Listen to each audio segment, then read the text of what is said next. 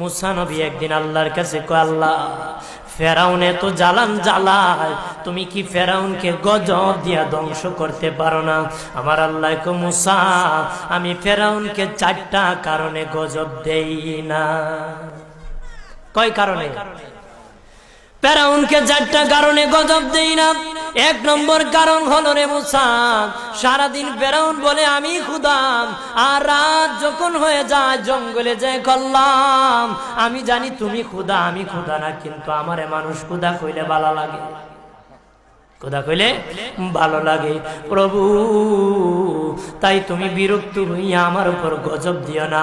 আল্লাহ বলে, মুসা রে ওই ফেরাউনের রাত্রির দুয়ার কারণে আমি আল্লাহ তার উপর গজব দেই না। 2 নম্বর কারণ হলো, আরে মুসা তোমার মুখে দাড়ি, ফেরাউনের মুখে দাড়ি, তোমার বরণের জুব্বা, ফেরাউনের বরণের জুব্বা, তোমার মাথায় পাগড়ি, ফেরাউনের মাথায় পাগড়ি। আমি যদি গজব দিই জুব্বার বেজ্জতি হবে, পাগড়ির বেজ্জতি হবে, দাড়ির বেজ্জতি হবে। মুসা রে ওই জুব্বার পাগড়ির ইজ্জত রক্ষার কারণে আমি আল্লাহ ফেরাউনকে গজব দেই না।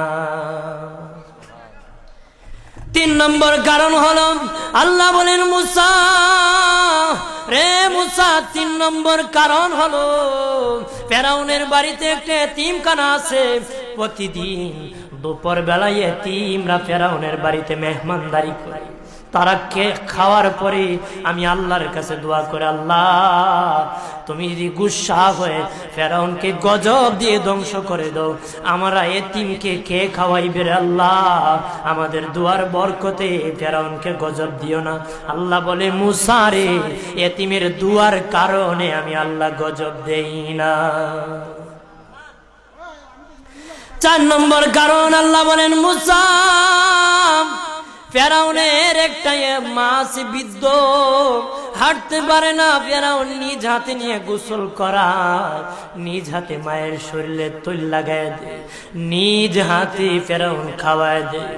যখন খাওয়ানোর পরে মা বিছানার মধ্যে ঘুমায় যায়, ওই ফেরাউনের মা আমার কাছে 2টা হাত বাড়ায়, আল্লাহ আমার ফেরাউনকে যদি গজব দিয়ে ধ্বংস করে দাও, আমি মায়ের সেবা কে করবে? আল্লাহ বলেন, মুসা রে ফেরাউনের মায়ের দুয়ার কারণে আমি আল্লাহ গজব দেই না।